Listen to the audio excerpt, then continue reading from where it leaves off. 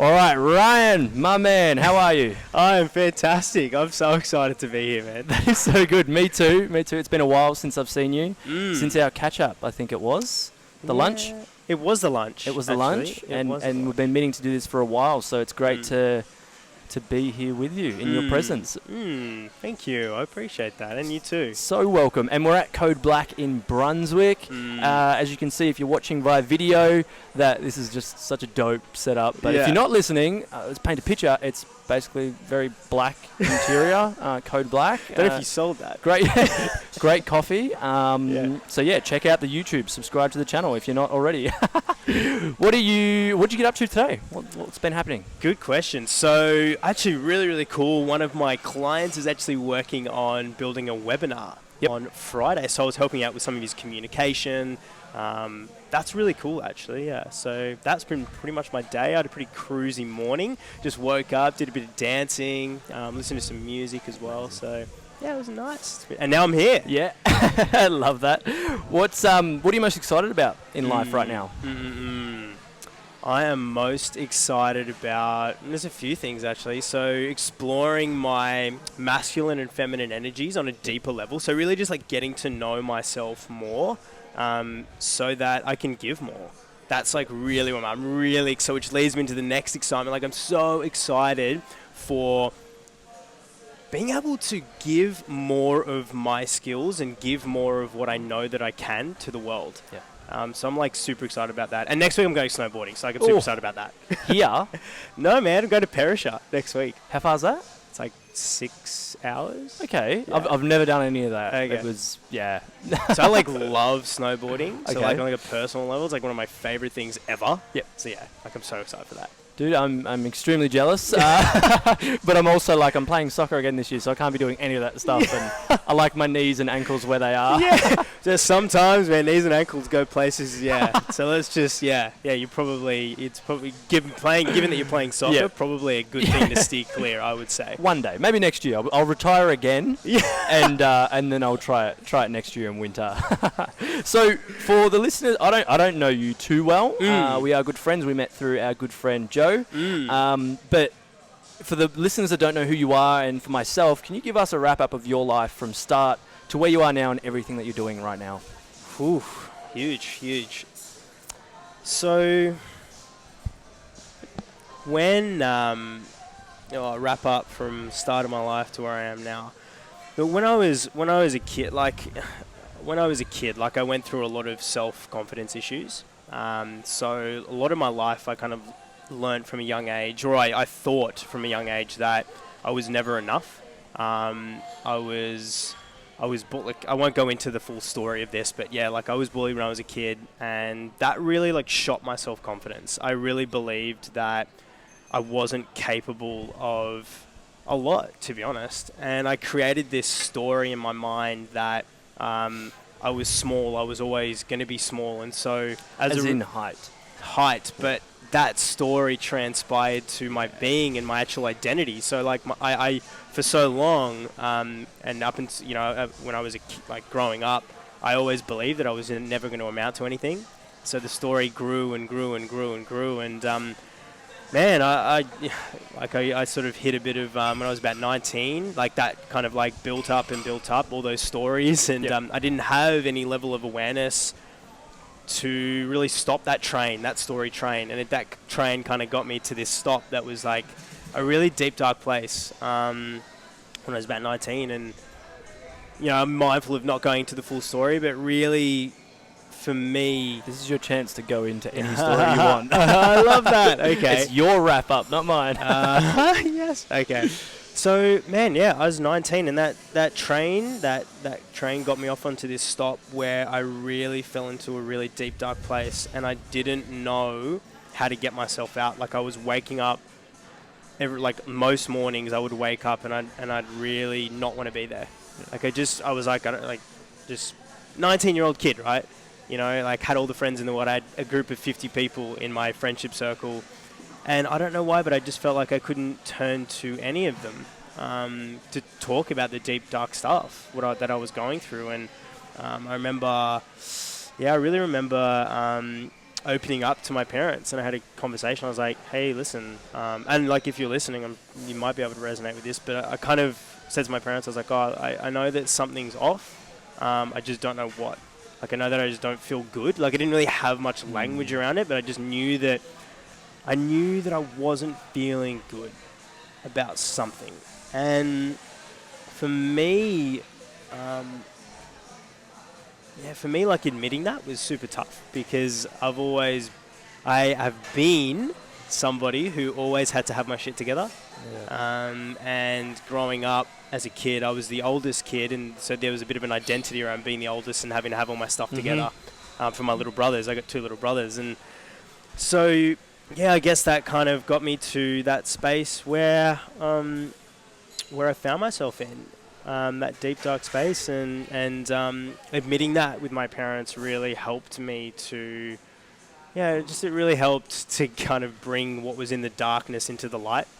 And from there kind of like kickstarted. I remember one of the first things that I listened to this meditation, and I saw a counselor at the time too, but I remember listening to this meditation, and I remember going to bed, and all I knew was that at that time I knew that if I listened to a meditation before I go to bed equals feeling good. Yep. And so that's what I knew. That's kind of the awareness that I had at that point in time. So I was like, okay, I'll listen to more meditations. And 19, 20, and 21, and I started to feel a little bit better throughout my 20s. But like a lot of us, and mindful of generalizing here, but I do know this is a big thing, especially in Australia, would turn to alcohol and drugs. Or I know that I turned to drugs and alcohol to really suppress what it was that I was really feeling deep inside.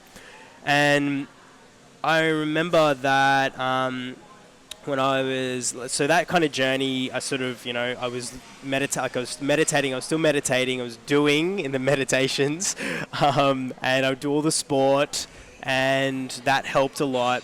It was only, though, until I really, interestingly enough, actually, really the big shift for me was I was in a relationship. I got into a relationship when I was about 23.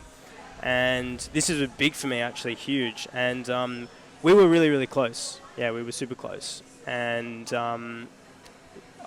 she really was like a massive catalyst for me. And guys, I don't know if you've ever been in, guys or girls, if you've been in a relationship and they just help you to go down either a better path, and so for me, the big catalyst was getting to this relationship. And it was really amazing. And I really found myself like sort of not even wanting to delve into alcohol and drugs anymore because of the magnitude and because of the love of our relationship. And that was really beautiful. And that went for a year, and then it something really big happened where it kind of like ended really quickly. And for me personally, that was the next kind of catapult into my growth as a human being, as a being, because I really started to ask myself some really, really tough questions. Mm-hmm. And I've always been somebody who I've always been curious, I'm so curious as a person. And I really got super curious. I was like, why? Like, what was it about our communication? What was it about why did that actually transpire? Why did that happen? And I really found that communication was at the core, or a lack thereof, or poor communication was at the core of why that kind of broke down. And I was really seeing like a lot of other people, like just in friendships even, their communication just was at the core of why things weren't so fluid. So I started asking myself so many questions, and I remember I went to this personal development event. And this was the first real kind of like personal development. I was 23 or so, whatever it was. And my friend was like, hey, I know you've just been through some pretty heavy stuff. I know that you're really asking some really heavy questions at the moment. I really think that this will help you. And so I was, at the time, I was actually in Vietnam that she told me about it. And it was the last day of my Vietnamese trip. And I flew. It was so cool. Like I literally, I was flying from Vietnam to Sydney. And just before I'd go on the flight, she was like, "Hey, there's this event. You should come. It's going to happen 2 hours after you land." Whoa. So I literally got off the plane from Vietnam, and she came. Her and her partner at the time came and picked me up from the airport, and I went straight to this event. And I was like so jet lagged. I was so tired. But I went to this event, and it was phenomenal. Like it was the first experience that I'd had around actually like where I fully felt validated for how I was feeling. And I was like, what is this work? Like, this is so profound. I've never experienced anything like this. And I really feel like that was my first deep dive and first test or taster around what the work, what the actual real work, what the deep work is, right? And I found some resistance to that. So that's kind of how I knew that it was there where I was supposed to go. So, yeah, man. And from there, it's just been little beautiful moments over time where, where I've got opportunities to meet beautiful people who've shared so many lessons with me. And there's a really probably my biggest growth happened around one of my greatest points of resistance, which was at the end of last year. And so I'm actually originally from Sydney. Okay. And not from Melbourne originally. And I had this voice in the back of my mind for probably about a year and a half. So going back about a year and a half, I had this voice in the back of my mind that was like, "Hey, I think you should move to Melbourne. Like, just go to Melbourne. Like, just go." And I didn't listen to it for a while. But at the back end of last year, and this formulates a big part of my story, I actually I decided and made a choice to pack my whole life into my car at the time. Packed everything, what I could fill into my car, and I actually drove from Sydney to Melbourne. I had no place to stay. I had a job at the time that was pretty flexible, but I had no place to stay. And I literally landed, I drove from Sydney to Melbourne, and I was like, it's going to be okay. Like, it's going to be okay. And that took a lot of courage for me. Like, I left friends, I had all my family lives in Sydney. And from there, man, oh my God, like the growth I have experienced since leaning into that and cultivating the courage to make that choice, because a big decision for me has been monumental. Yep. I've from there, like I've met so many amazing people like yourself. We're here now as well. Like I just think, imagine I hadn't moved to Melbourne, with this. So I'm really appreciative that I listened to that voice. And for me, I'm really loving that I get to experience more of myself on this journey. I love that I get to give more.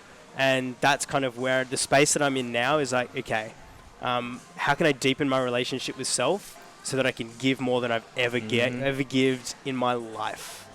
And how can I cultivate more joy? How can I cultivate more love? And that's kind of the space where I'm in now. Yeah, amazing. And it's like the more inner growth you do, the more you can contribute. And it's a win-win for everyone. So when you were in Sydney and you had that voice that was like, go to Melbourne, were you in a bad situation? Good question. So was that the fuel behind it, or was it just that voice that just said, gotta move, man? I was in a really comfortable job at the time. Okay. I was making good money, in inverted commas. And I was learning a lot too, which was really cool. It was just a voice in the back of my mind that had just grown stronger and stronger and stronger and stronger. And it eventually got to a space where it wasn't like anything bad was happening. In fact, if you were the outside, if you were like a fly on the wall, you would have looked in and probably gone, like I would have looked in and gone, dude, things are going well. Like, why would you change this? Why would you change this, right? It's like you look it looks good. Yeah, it looks good, as often is the case. Yeah. But on paper, it looks good. That's it. In paper, it looks good. It just didn't feel totally aligned with where I wanted to be. Yep. And I knew that because growth is one of the things that I value more than anything, I knew that that's where I had to go for growth. And so I listened to it, finally. Dude, so proud of you. And so proud of you for speaking up to your parents about that time back when you were in Sydney and all that was happening. Like, that's huge. That's a massive first step where I think don't want to generalize again as well, that people do struggle with even just reaching out for help. And I did do a poll on my story a while ago, and do you struggle with reaching out? And even people clicking that was reaching out, like it's a good step. But it's like, wow, I didn't know that it was what's the word, debilitating for people to reach out. I was always just like, I need help. Like, it was always a natural thing to be like, I think I got over it really young, that it was like, I can't do this, I need help. Like, who can help me do this? So for you to be able to reach out that young, and then for all the things to lead you to where you are now, and what are you doing right now? Yeah, what are you working on? Nice. So yeah, I'm actually working on a couple little projects. Yep. One of the ones I'm really excited about is actually as a communication specialist. So really helping people to cultivate their voice and amplify their voice, amplify their message. So coaching and consulting is like, I guess that's what I'm doing. So I'm really working on, which I'm super excited about, is a communication course. So it's really about how to like speak with truth. How do you speak with authority? How do you speak with total alignment to your soul, to your soul's purpose, to your mission, and what you value most? And like, I really believe that leading with heart and leading with what your truth is, and speaking from that place, is one of the most powerful things that we can do, and certainly one of the most powerful things that I did myself. So I'm really taking my clients through that process as a coach and as a consultant, and that's really like where the space that I'm playing in. And also I really want to cultivate more speaking gigs, because I really love speaking. And that's kind of like something for the future. That's kind of like what I'm working towards. But yeah, bringing it back down, like as a communication specialist, I help people to communicate with more alignment, with more purpose, with more mission, and more speak with what their heart really, what's on their heart. And that's the space that I'm in at the moment.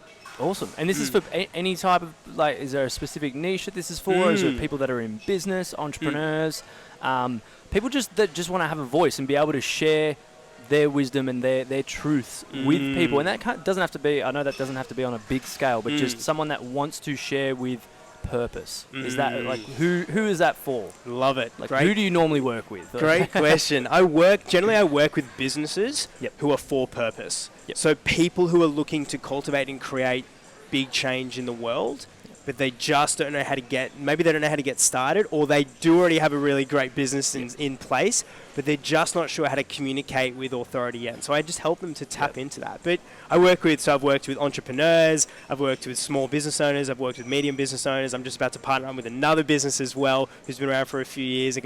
That's something I'll bring probably later on. It's like yet to be, it's like getting in that finalization. It's like yet to be finalized yet. But yeah, really, that's like entrepreneurs, coaches, consultants who are for purpose, who are really for doing good for the greater good. Yeah, those are the people that I love working with the most.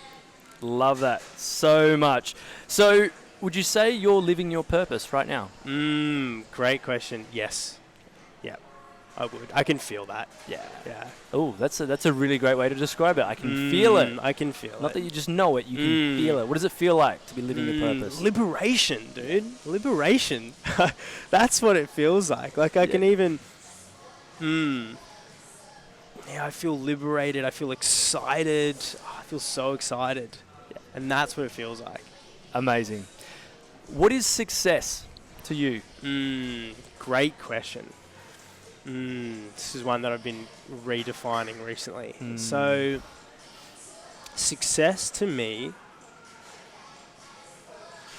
is how many leaders I can create and co-create, and how many people are impacted from my existence. Even the little moments.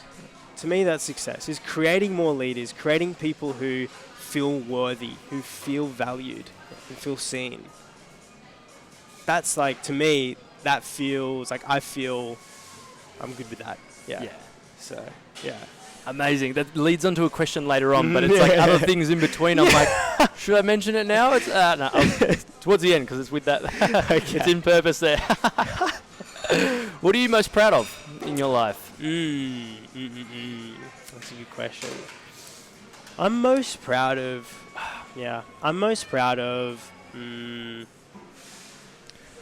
Cultivating courage to lean into the deep stuff, and the deep stuff being my shame.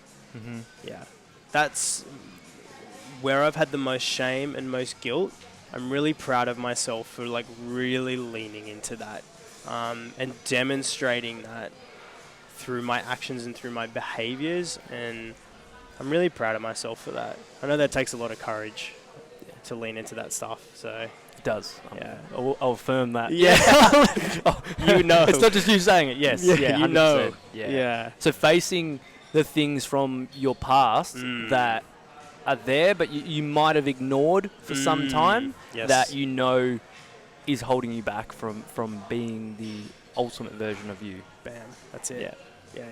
Yeah, the deep dark stuff that Yeah. you kind of like, you shine a light on. Or like, I mean, I used to shine a light on it, and I was like, oh God, that looks so scary. I don't want to go there. I turn the light off and shine it on something like pretty. I'm like, oh yeah, let's do that. That flower looks amazing. Yeah.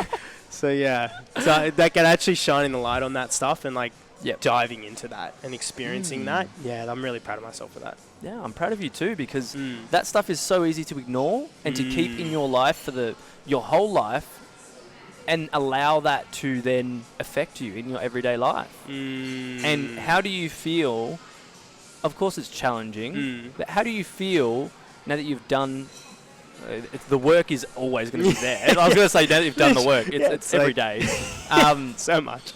How does it feel going through that and overcoming, but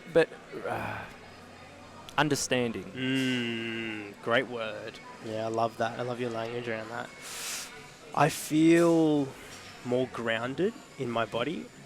I really feel a deeper sense of trust and knowing within self. And there's a really great, there's this kind of affirmation almost that kind of sums it up. It's like, I trust that I can handle it, whatever it is. And I really feel that. I feel that trust more and more. So, yeah. That's beautiful. Tell me if this is getting too deep here and personal. What's something that you held shame? Is that the right language? What's something that you were ashamed of in your life?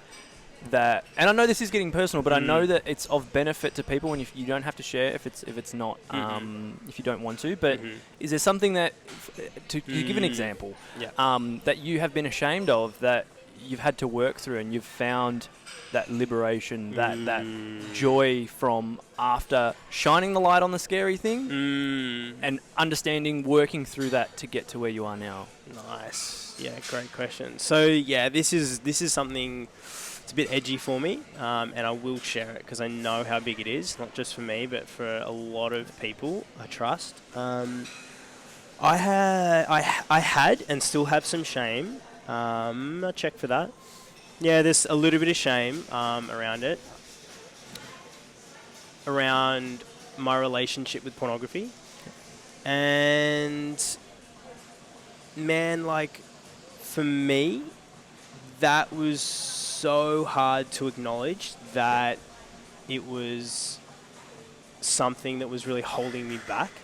Because for so long I validated as like, oh, just like, just as pornography, like everybody does it, da da da. This is like so taboo. Yeah, it's and so I know you were gonna say this because of your Facebook post, and I thought it.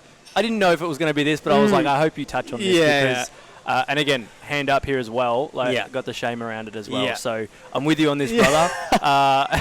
It's a taboo topic, but taboo topic. It's a topic that needs to be talked about as well. Totally, dude. Totally. Like, I saw a stat, something insane. It was like 90, and so this was particularly this post was particularly, or this statistic was particularly directed towards men.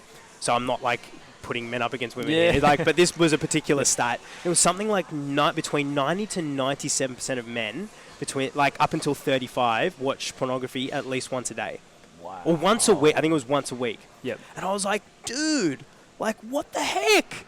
Like it's not just me. It's not just me. Like, oh my God, I'm not a freak. Like, do you know what I mean? Like, but for me, admitting that that was really blocking me from experiencing the best version of myself, and also blocking me from communicating my truth, and really connecting deeper with myself and connecting deeper with the people around me and connecting deeper with women. The relationship like, wise, right? And for me, dude, it was massive. And I had a bucket load of shame. It was like bubble wrapped in shame. Yep. And I think a really good marker of where my shame's at is actually how I'm actually okay with sharing it now. Yeah. This is massive. Like, I'm so grateful that you've stepped into this to share this, because I'm going to share some too, because I feel open to share it on this I as love well. that. Yeah, and please, man, share you first.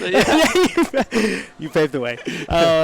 So I know for me, like, it really affected my relationship with my partner a couple of years ago. Like, it really it affected it so much, to the point where, like, I really struggled to connect with her on a really deep level, because there was so much conditioning. Like, so much conditioning in my mind. I was like, oh, you have to be this way, or like, I need to perform in this way, shape or form, or you need to perform in this way, shape or form. I need to be this, I need to look like this. And that created this ridiculous expectation around who I needed to be or should be, and her too. And it really, like, messed up, like, that intimacy, right? That intimacy and that trust and that connection. And, like, you know, as a communication specialist, but really my thing is, communicate to connect. Yeah. Like, communicate with trust, communicate with authenticity, but communicate so you can connect more, not only with yourself, but with the people around you. And one of the biggest things that was blocking me was that shame around pornography. And so leaning into that, man, like, like a few weeks ago, I experienced this amazing course, Dancing Eros. I don't know if you've heard of it, but man, some shame got released in that experience. Big time, huge. So much shame got released, and allowed and accepted, actually. Like, self-acceptance, I actually believe that it's more for me, the level of acceptance that I have around self and validating that part of me really helped me, you know, overcome or really understand why I behave, why that was my behavior. And why were they your beliefs? Yes. Therefore, why was it affecting communication and all of that? Yes. So much, yes. So, man, that is, like, so I'm, like, on my journey to, like, ending that relationship. I'm pretty close to, like, ending that relationship. I'm going, and I'm actually going to seek out a coach as well. So for me, like, to be able to communicate with more connection and connect more with myself, that's, like, it's fully ending that relationship. Which I'm and you asked what I'm excited about. I'm so excited for that. Yep. Like, really excited to create a deeper connection with myself and end that relationship once and being. But yeah, man, that's where a lot of the shame has been and still is. And yeah, shame around my body as well from that as well. A little bit of that. Body, because you were comparing? Yes. Yep. I was like, I have to look like that. Oh my God, why don't I have 10 abs? Like, my God, why don't I have like a... why isn't my penis like that big? Why is my penis like 10 inches? Like, what they look like they're having so much fun and pleasure. I'm like, oh my God, I got to live up to that. Like, oh my gosh. Yeah, dude. This is a great conversation. This is so great. So thank you for sharing all of that. You're welcome. Honestly, I'm going to guess that a lot of the men that are, look, can't speak on behalf of the women, but I'm sure, like you were saying, that 90 to 97%, you know, when it's a taboo topic, but it's talked about, everyone I've spoken to can relate to that. And I know for me, there was a period where it was like, it was on once a day. It was like multiple times a day. And it was I would say it was almost an addiction at some stages. And then through learning different techniques and having different mentors in my life, was able to redirect focus and redirect sexual energy, because sexuality, sensuality, but even our sexuality, our sexual nature, is a massive part of our life. Like, it's reproduction. It's you know, it's part of our life to recreate, and also that energy is there. And again, it takes me back to, like, high school. Like, why were we not taught? Okay, we're taught to wear protection. The cucumber. Yeah. Oh no, we had bananas. And like, cucumbers are too unrealistic. What are you talking about? That's creating an expectation.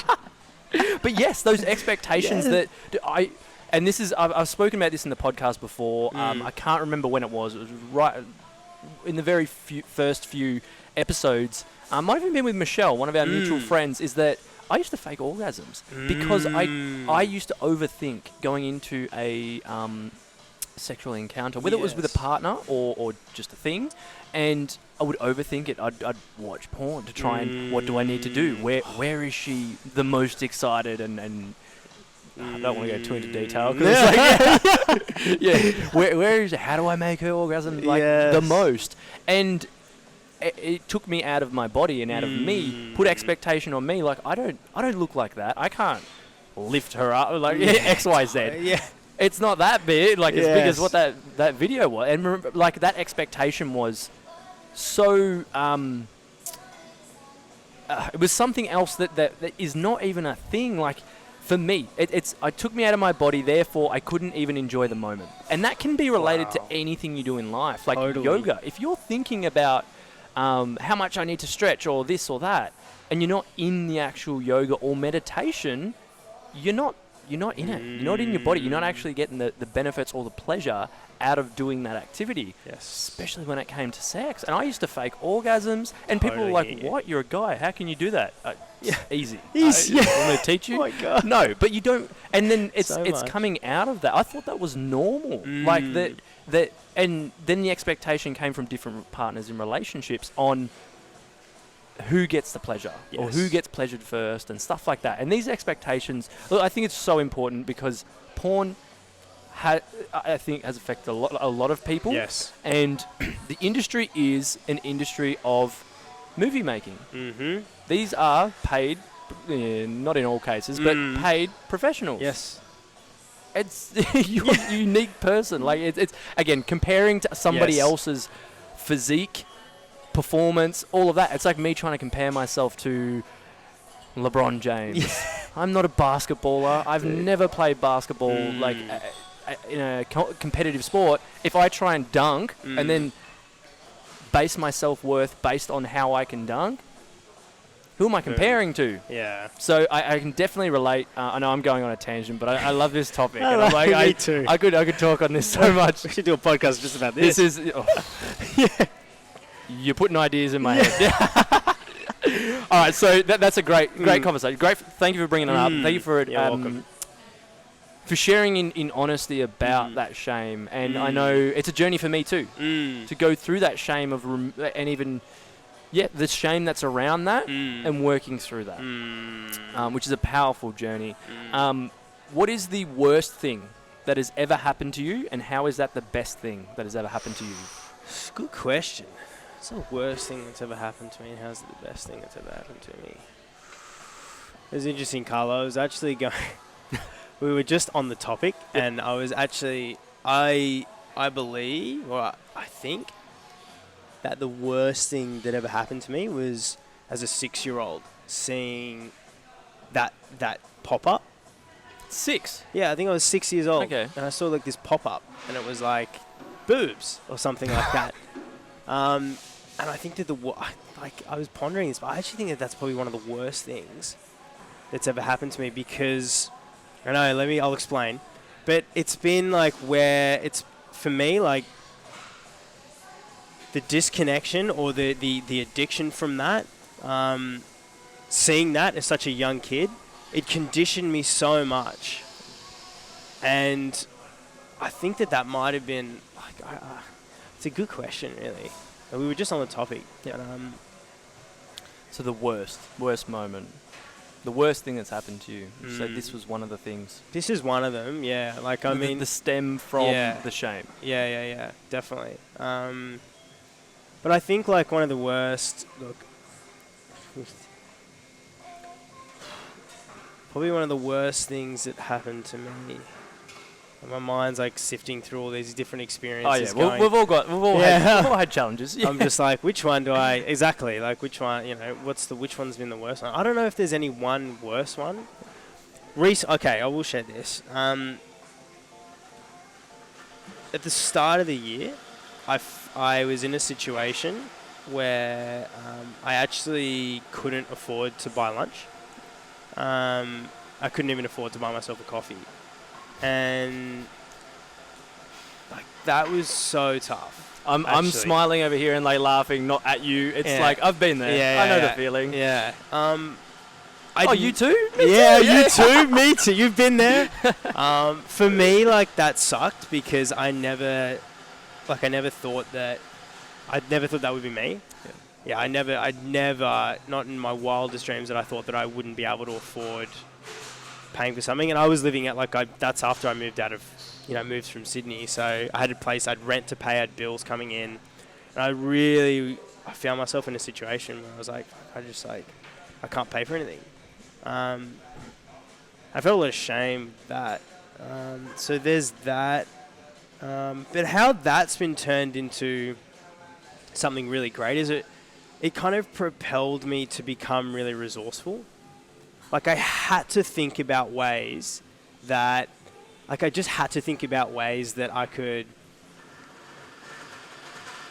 create more wealth, create more money. But what actually happened, funnily enough, was I became more generous. And what I mean by that is, I remember being down to and you hear the story, being down to, but I was generally down to, I had $20 in my account, and I donated $15 of it to this organization that and I was like, I felt, what I knew was I gave with no expectation. And it really helped me to create my worth with giving with no expectation, nothing in return. Yeah. And that really helped me, that experience of not being able to afford coffee helped me to tap into this resourcefulness, and also helped me to just become a better giver. I know that it sounds like, I don't know if that makes sense, but just give without any purpose of getting anything back. And so it really helped me tap into that, and I really love that. But I did share, one of the worst things, I did share earlier, so I feel like I did share that, but to bring it more to light, being in a space. So this probably the worst thing that had happened to me, actually, as I lean into this now, being in a space where I thought my only option was to end my human experience. That, for me, that sucked balls. Being in that as a young kid who, supposedly had it all. I had a family, I had friends, I had a job at the time, and still to feel like ending my human experience was the only option, or the only opt-out, as you will. That sucked. And as I shared, I shared that with my parents, and as I say it now, I kind of I feel like I can feel it in my body, the growth from that, and it's so long ago. I'm like, wow, that actually happened. So for me, that was probably one of the toughest places that I've been in, the spaces that I've been in. So that, I really learned how to trust people. And I mean that when I shared that with my parents, they were so supportive, and when I did finally share with a few of my friends, they were so supportive. Yeah. And I wasn't, because for me it was if I share, I'm weak. Yeah. I'll be weak, I'll be seen as weak. I had that identity as a man in inverted brackets, I've got to have it all together, I'll get da-da-da. But when I actually shared and they were like, dude, let me know how I can support you, that's so strong that you've shared.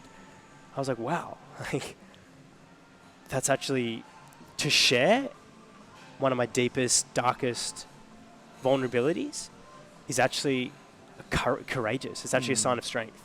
And for me to turn something so painful into this beautiful experience where I felt seen, I felt heard. And mind you, I didn't have this language I'm sharing with you now then, but now I know. I felt seen and I felt heard and I felt valued in my truth. Because that was actually going on for me. I shared how I was actually feeling at the time. So that's how it became that's how it ended up becoming. What was the side of that? That's how it became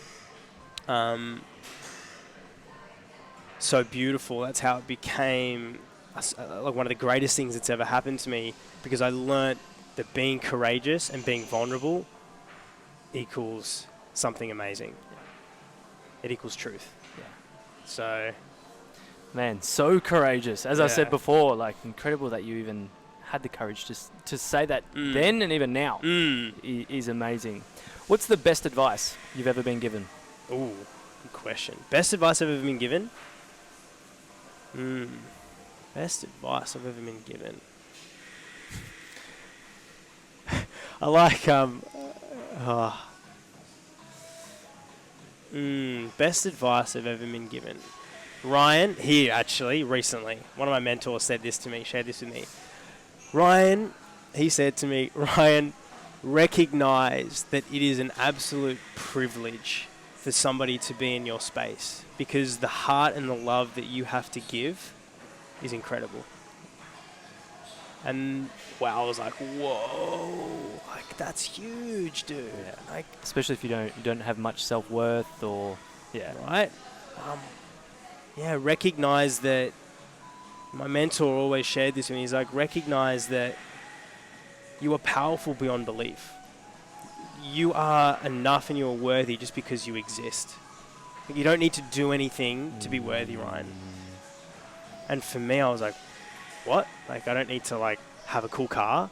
Like, I don't need to have I don't need to be earning, like, lots of money to, like, feel worthy. You are worthy just because you exist, just because you're breathing. Is probably some of the greatest advice I've ever received.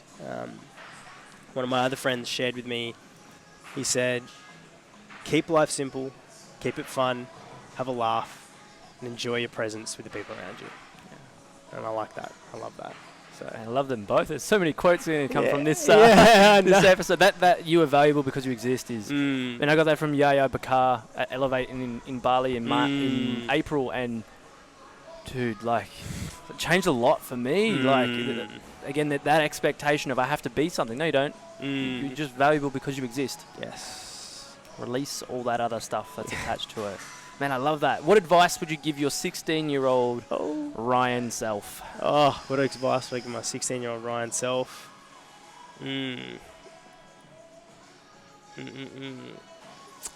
I would share with Ryan at 16... Try lots of things. Be courageous. Try lots of things. Be courageous. You don't have to be anything other than yourself. People love you for that. And how you are feeling is okay. Yeah, I would share that with him. How you are feeling is okay. Yeah. Amazing. What is one change people can make in their life that would have the biggest impact on improving their life? Okay. 2 things. Have a cold shower in the morning. Yeah. Yep. Okay, Hand up for that one. Yeah, have a cold shower in the morning. In the morning, ask yourself this question. How can I love myself a little bit more today? How can I love myself just a little bit more today? How can I be a little bit more kinder to myself today? And what's one thing that I can do for someone else with no expectation today? Like send one of these things, and I think Nathaniel shared it on his episode of the podcast, was literally just send a message to 3 people of just, I love you and I appreciate you in my life. Yes. Don't expect anything back. If they don't reply, they don't reply. Like, yes. Expect no reply. Yes. Something could be as little as that. Totally. Yeah, great questions. I really think that when we're trying to cultivate and create the biggest change, often we go to the biggest thing. Like, I've got to start a massive group, or I've got to go and like got to buy them flowers or something. Yeah. Something big. It's like the little things, how we do the little things is how we do the big things, right? Yeah. I believe that. And another thing that I've been really focusing on is breathing. For like, I breathe more than 2 minutes a day, but like, but consciously. You breathe all day. I breathe all day every day. Let's define that. Let's define that. But like, I consciously breathe for at least 2 minutes per day. Consciously breathe. So like, I've got on my Apple Watch, it's got like a little breathe thing, and it pops up, and it's like breathe. Man, breathing is like, oh my God, you want to connect more with yourself and become more present and actually become more consciously aware? Dude, practice breathing every day. 2 minutes a day. Yeah. 2 minutes a day. Set it on your Apple Watch. Set it on your phone. I create a little I have like a a reminder. Yeah, I have a reminder. It's like breathe, and I'm like, cool, breathe. And that has been game changing, dude. Just breathing, focusing on breathing as well. Whew, Yeah. changes the game. Dude, that's such a great reminder. I've got little pop-ups that come up 3 times a day, and it's a question or it's a statement or affirmation. But even to breathe, I'm going to add that into my my routine as well. What is actually? How do you think people can become more fulfilled in life? Define what fulfillment means to you first. Oh, that's a big one. Yeah, like it's like I like to think of it like this, and I'll come back around to it. But I like to think it's like this. It's like often people try and so it's like imagine trying to play darts without a dartboard. Yeah. Like people are going, how do I live life with more purpose? How do I live life with more meaning? How do I live life with more fulfillment? It's like, what does that actually mean for you first? So start with that. Like define what is meaning. Fulfillment? Did you say fulfillment or meaning? Fulfillment. Okay, fulfillment. But So it could be meaning, could be purpose. Yeah. yeah. So like, what is fulfillment to you? Start there, and then how to cultivate that. Well, if for example, like fulfillment to me is giving lots. Then it's like, okay, well maybe I can donate here. So like that's the little thing. But it starts with what does that mean for me? Yeah. So define what that means for you first. And then little actions could be like I would say find a way how to invest your time in doing something for nothing. Like that's huge. I know for me personally, like volunteering for something in some way, shape or form, could even be a bit of pro bono work. You know, you might go and volunteer on a week, whatever it is, right, for you. Find a way and cultivate and navigate time to give something for nothing. That's huge. Powerful too. What is most meaningful to you in life right now? Most meaningful to me in life right now. The look on my client's face when they've been blown away by their own self-belief. When I can see on their face that they believe in themselves just a little bit more, when I see a little bit more happiness, when I see a little bit more joy, when I connect and have conversations like this, when I get to see my family that I don't get to see very often, when I connect in community, that's what it is for me at the moment. Yeah. Wow. What impact do you want to have on people, the community, and the world? Big question. I'd love people to walk away from our communication or our encounter, our presence together, feeling a little bit more seen, feeling a little bit more valued, feeling like they can do whatever they wanted to do and be who they want to be just that little bit more, and believing in themselves just that little bit more. Such a beautiful thing to want as well, and you've got that nature about you as well. I'm walking away from this feeling seen and heard, not because we've got a microphone on and the headphones. It's a camera. It's a vibe. It's a vibe, as my friend always says. What does it mean to be conscious? This is a great question. What does it mean to be conscious? Okay. For me, to be conscious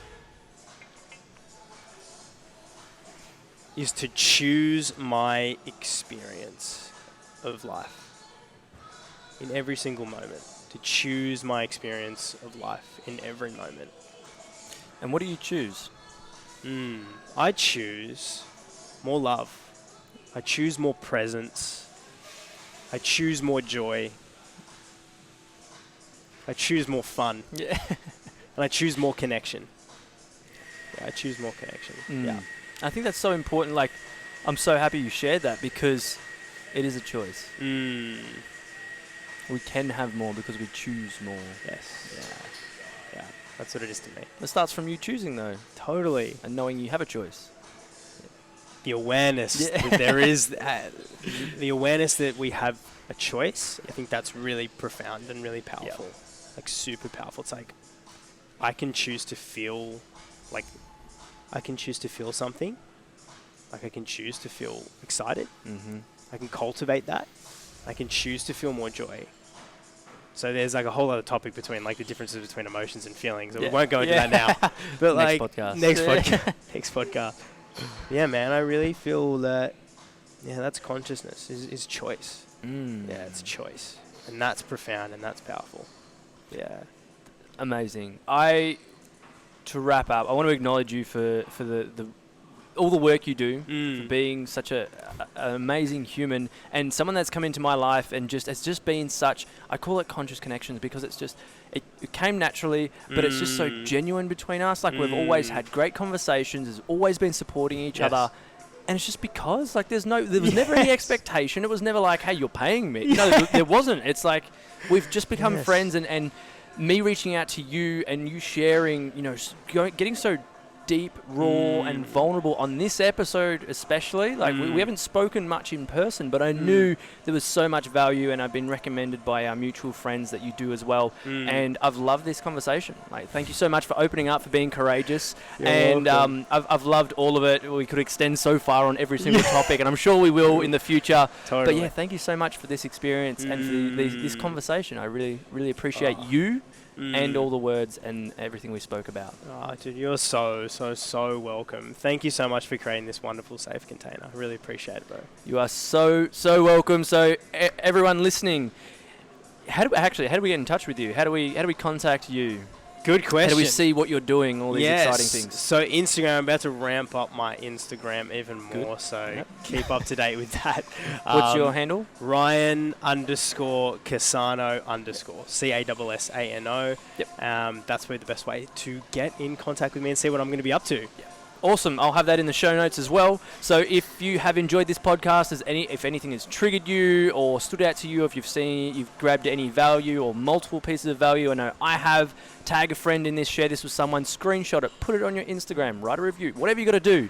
It would mean the world to us to get this information out there, because I know that some of this stuff may be taboo, but in sharing Ryan's story and maybe some of mine as well, maybe we can help someone become a little bit more courageous or to feel heard and seen and valuable in life. So thank you so much for joining us for this conversation. Ryan, you're an absolute legend. Thank you, loved this. I can't wait for the next one. Until next time, take care, everyone. Peace. Ciao.